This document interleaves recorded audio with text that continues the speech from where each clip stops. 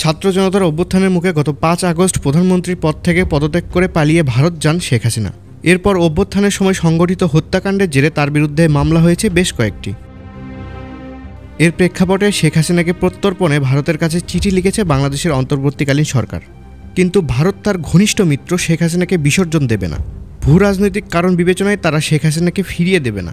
ভারত মনে করে এই প্রত্যর্পণে রাজি হলে প্রতিবেশী মিত্রদের কাছে ভুল বার্তা যাবে।